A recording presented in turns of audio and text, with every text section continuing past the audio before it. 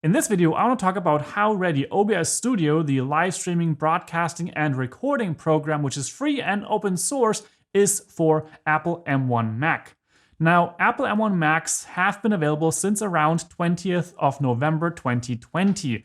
Now we have January 2022, so that's been about 1 year and a couple of months.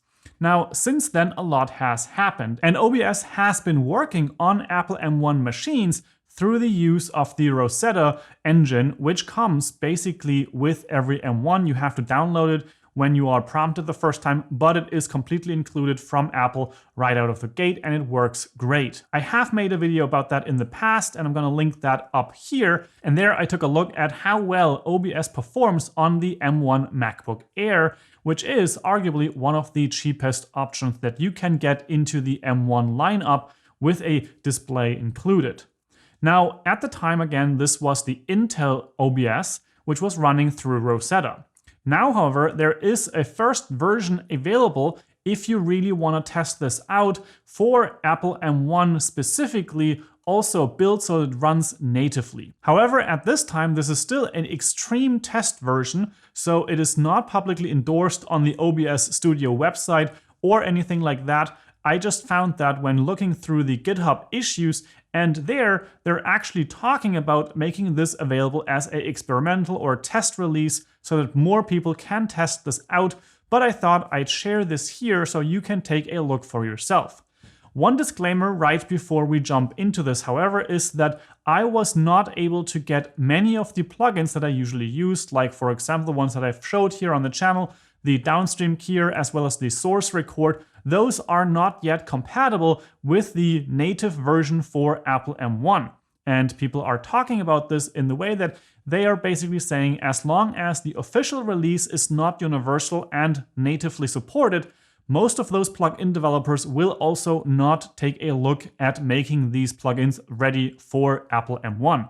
So that might still take some time, and you might be better off using the Intel version until that is actually the case.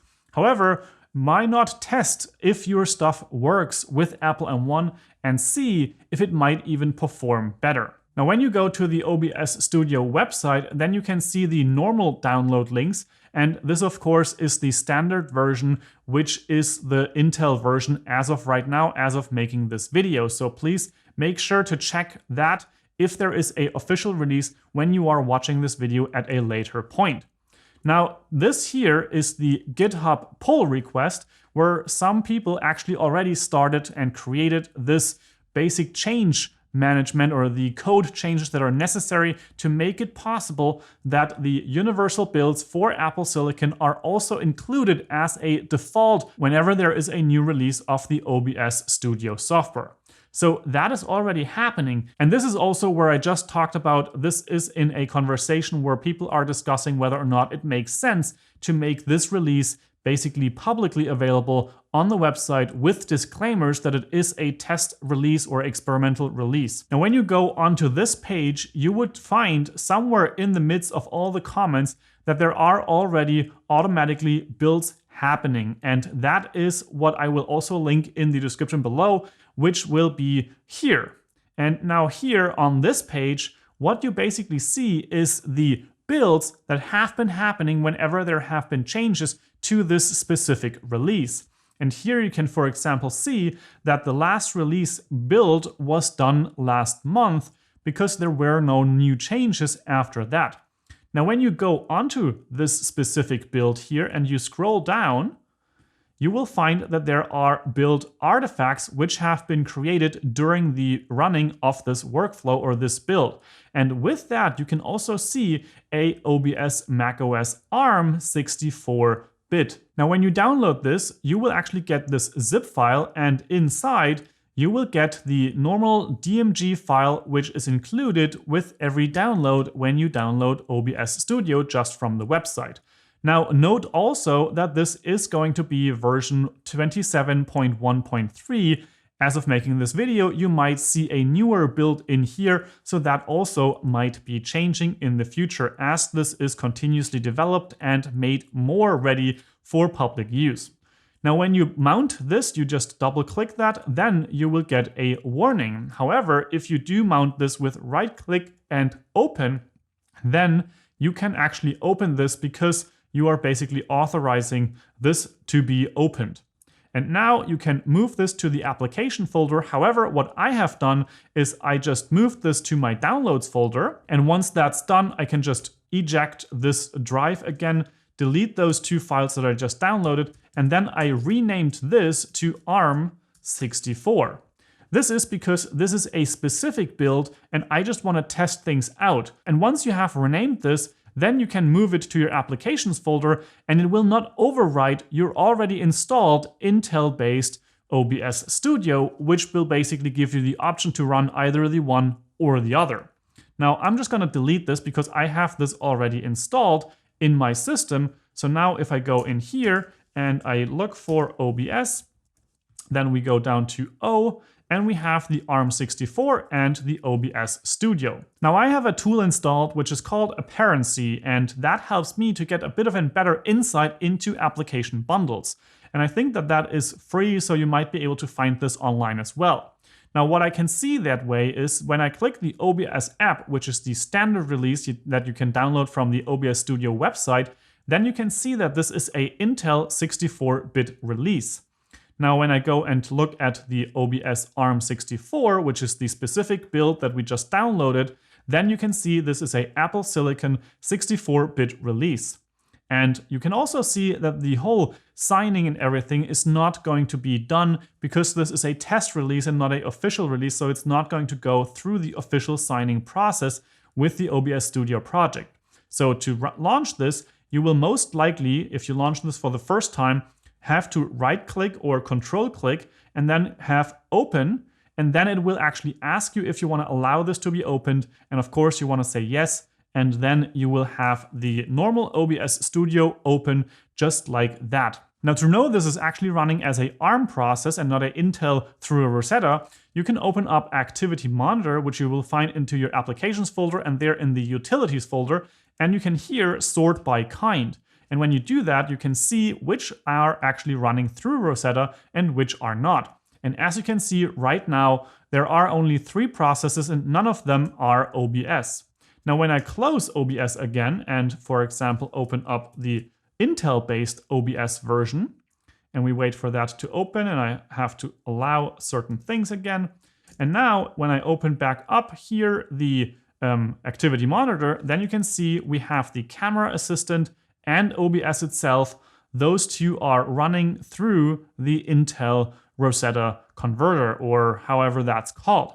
And now I can still do all of the things. And as I mentioned before, the Intel version is much more powerful because, for example, I have things like the Downstream keyer and other plugins like also StreamFX and stuff like that. Those function, mostly at least, when you are using it with the Intel build.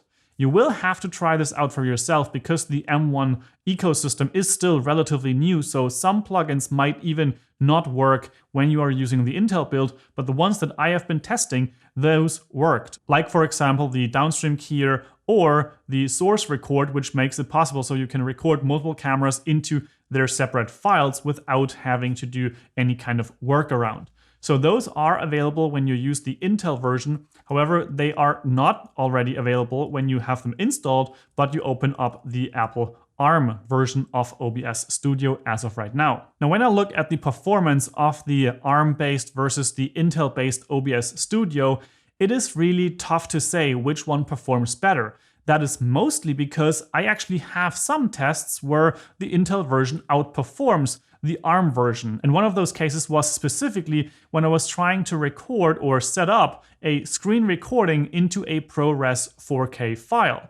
That was not possible with the ARM version because it was choking. If I was just doing a 1080p recording, that was working quite fine, but not in 4K. And then I opened up the Intel version of OBS, and there I also chose the ProRes encoder with FFmpeg and a 4K screen recording, and that worked quite fine. And of course the 1080p worked as well.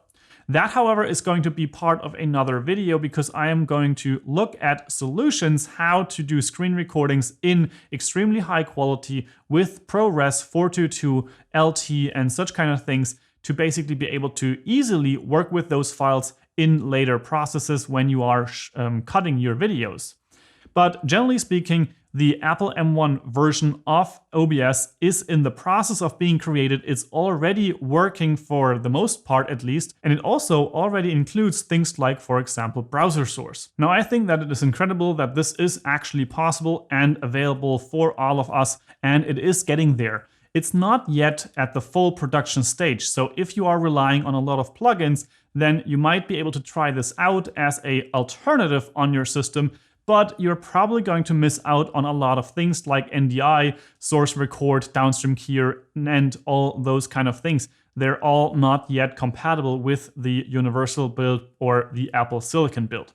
However, if you're just looking to use this to stream to YouTube out of the gate without any additional plugins, then you might be better off with the ARM-based version. However, the best thing that you can do is download both of them, as I have described here. I will have links to those things in the description below. And of course, try it out and see which one performs better for you. Do a live stream before you actually do your live stream. Try it out and see how that performs on your system. And then also try it out with the other version so that you know which version will get your job done better.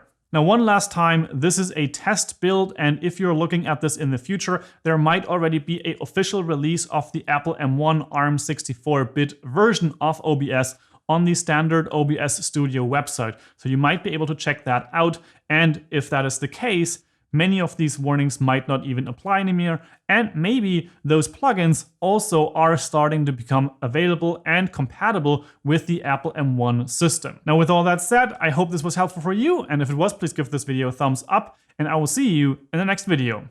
Ciao, ciao!